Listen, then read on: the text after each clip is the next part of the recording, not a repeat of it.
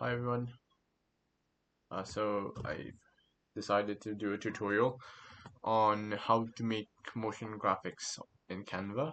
Normally I'm not someone who makes tutorials, but I figured since this was a topic that didn't have much resources, because I personally had some difficulty finding any resources, I kind of had to do it on my own. So, so I'm giving you a brief tutorial on how to make videos that resemble animations, maybe for your ad or for your personal projects. All you need to do, and this is for the scenario that you don't have heavy software such as After Effects, for example. So you can use Canva for this. However, you might need Canva Premium, which I'm not quite sure. All right. So first thing, let's run through the basic interface. I'm sure are familiar with the interfaces of Canva. If you are not, then there are plenty of videos or even Canva in their website describe how to use the interfaces. So let's begin with this project. All right. So first off, I've already created everything. So before we begin, I'd like to tell you guys what I am using right now. So I'm using the Canva on my browser, and next I have a CapCut app. You could use any other apps which do not require much hardware or performance.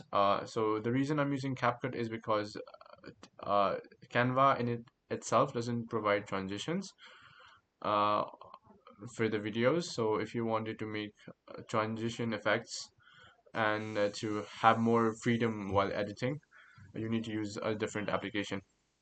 So then let's begin. So first thing what I did, so I took this is a design that I took from Figma. So I basically took one of these designs, and then so one of these designs which was given to me, and so I kind of exported it and I uploaded it as a PNG, and I've placed this. And so first I'm going to animate the text. So what I've done is I've added the roll animation, and so you could basically go over here and you could pick the animation roll, and so it kind of rolls like that. So if you want to see the demonstration, I'm going to play it for a bit. So it kind of rolls like that. And so I kind of want to transition from here to another page. So what I'm going to do is I duplicated this page. So this is what I get. And so what I have here is an overlay of this GIF. So this is a GIF, and so it keeps on looping, right? So it is this kind of blob. So this will kind of give me the space to cut later on in my CapCut. So I use this overlay on top of it. So you could basically find any GIF by going here, and you could just find okay, animations, for example, and you could go to graphics, and you could get these kind of animations. And so this is where I got this blob kind of effect. So I duplicate this clip again, but the difference is on my third clip. So I've kind of removed this one, and so this is before transition, and this is after the transition. So I'm going to make a cut in between so that it kind of looks like it transitioned with the blob effect. All right.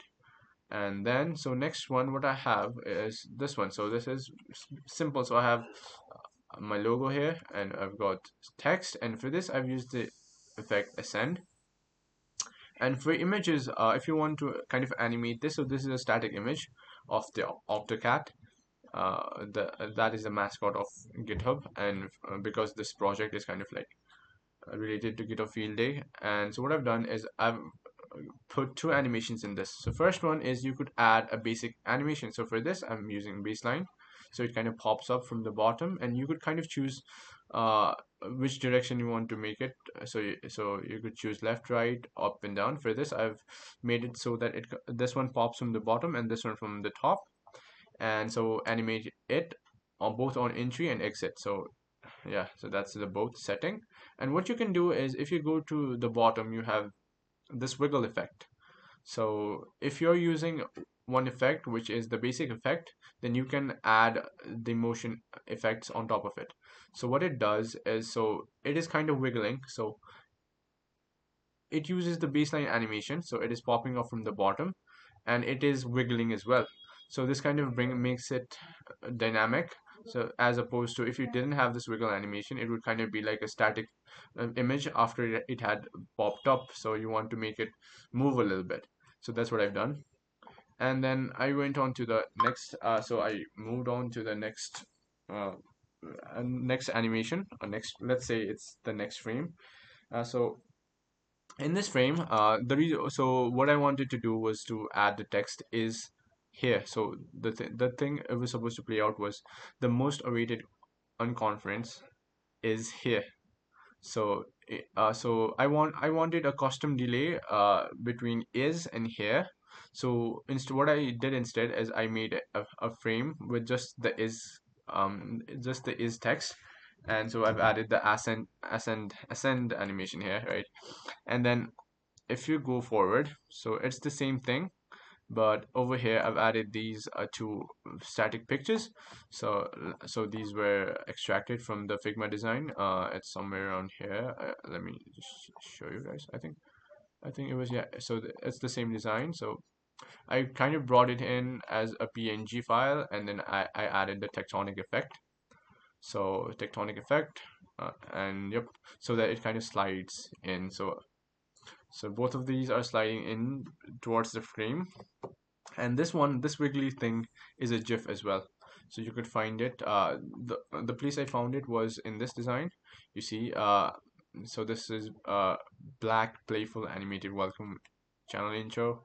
So it had this animation in its first page. So I kind of used it. So it kind of keeps on repeating because it's a GIF. And for the here text, I've added another effect, which is block. So you could find it over here. And so what it does, it kind of swipes forward, as you can see. So there it is. And then we move on to the next page. And so this is a static image. So the basic idea is to use effects from this animation panel that the camera provides you. For example, baseline. So I've used baseline, and for this I've added a bit of drift, so it kind of gives you a scrolling effect, and so on and so forth. And if you kind of and so these all are GIFs. So one of the apps that might be helpful is you could go over here, and you might find different apps that you could use to make your custom animations, or to make your custom frames. But for this, what I've used this app called Lottie Files. And so you could find a lot of GIFs in this. You have to connect your account here, and you could choose your palette. So for example, if I had to recolor this, then you could choose your own palette, and you could basically add different colors. For example, I'm going to show you. So the theme is kind of purplish, so that's what I'm going to do. So I'm going to keep on adding colors that kind of resemble what we are going for. I'm going to add another one. So hopefully, for example, like this. I'm making it a bit lighter, and so the color has changed. So this was a different plant, and so after using your custom palette, every GIF kind of turns into the color you want. So I've used these animations to kind of put it over here. And the idea is these GIFs keep on playing, repeating, right? There's no way to stop it. So what you have to do is you have to carefully set the time so that it matches the moment you want to cut your frame. And that is basically what I've done, from the rocket GIF to everything. One thing you need to bear in mind is about the license of these GIFs. I'm quite not sure if you could use it for commercial purposes, or what the process is. So you could read on to their terms and conditions and how it works. And so yeah, so basically the trick I've used here is basically going for using GIFs and using the animations. And one thing you could do is, for example, I'll show you over here. What you could do is, so as you can see, the rocket kind of moves forward. And so how do you achieve this? So what I've done is, what you could do is, you click on this, and there is this thing called custom animations. So where you can find it is, for example, so I have this rocket. If you click on it, if you click on this tools, uh, I'll duplicate this just to show you guys. I'll duplicate this, okay, so that it doesn't affect my original files. Okay, there it is. Now, if you go to the animation, right, and if you click on create an animation, it'll kind of allow you to track the path. So what I'm going to do is I'm kind of going to wiggle it like this, for example.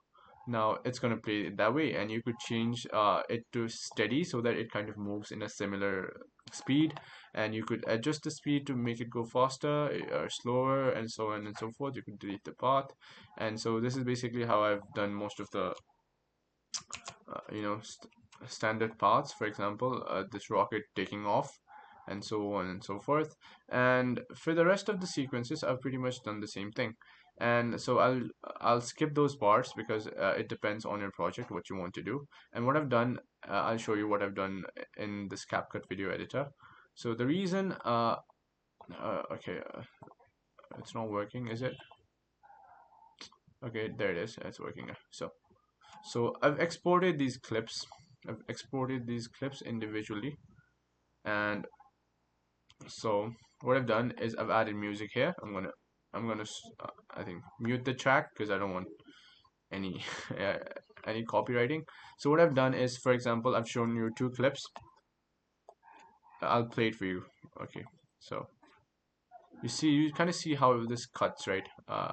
This blob was a GIF, but it kind of cuts, and so I've added a transition here.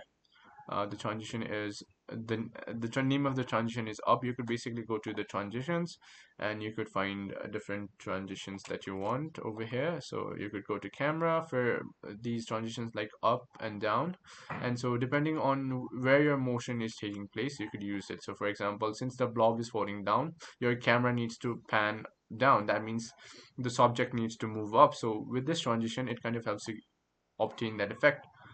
Now it's kind of moving up, see, so it goes in one flow. And similarly, these are all imported all clips imported from Canva. So what I've done is I've imported this.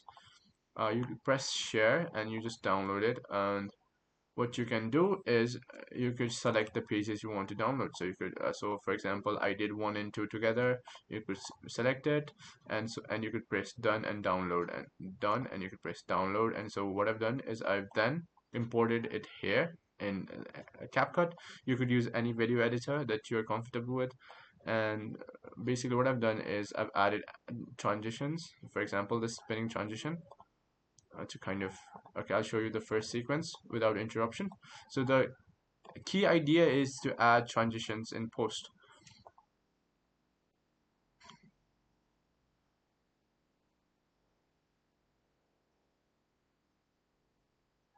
See, it kind of goes quite smoothly with the transitions.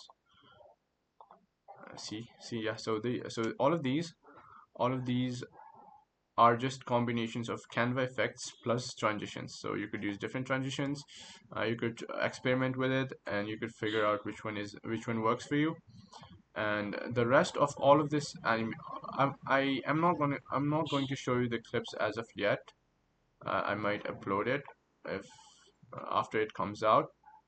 But the thing is, yeah, so basically you're using GIFs and you're making individual frames that are animated using Canva's built-in functions, built-in animations, and basically using an external editor to kind of continue it. And so I kind of said that I was not going to show you the whole thing, but I'm going to censor a few things, and I'm going to show you the flow to see what kind of results you can obtain by using the combination of Canva and CapCut. And bear in mind that there hasn't been any tools such as After Effects that I've used.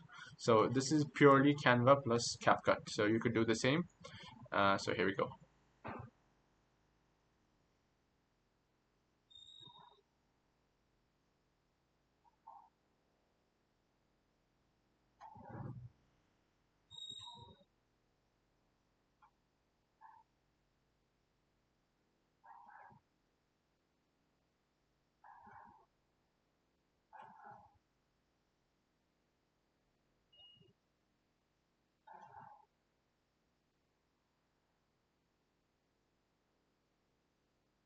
So that was it, just to give you guys an idea of what you could achieve. Uh, so it's all about experimenting, and any you could make animations with basically any tools you want, as long as you have the idea of what the video should look like. So I hope I've given you guys a starting point on how to use Canva and any basically any video editor to create your personal hobby projects that involves motion graphics to some extent. So this will save you time and effort, and especially if you're just starting out, and if you don't have experience with all these complex softwares, then this is your go-to workflow, and this will definitely work for your school projects and other small projects as well. So that's it. Thank you guys. That's all I wanted to share.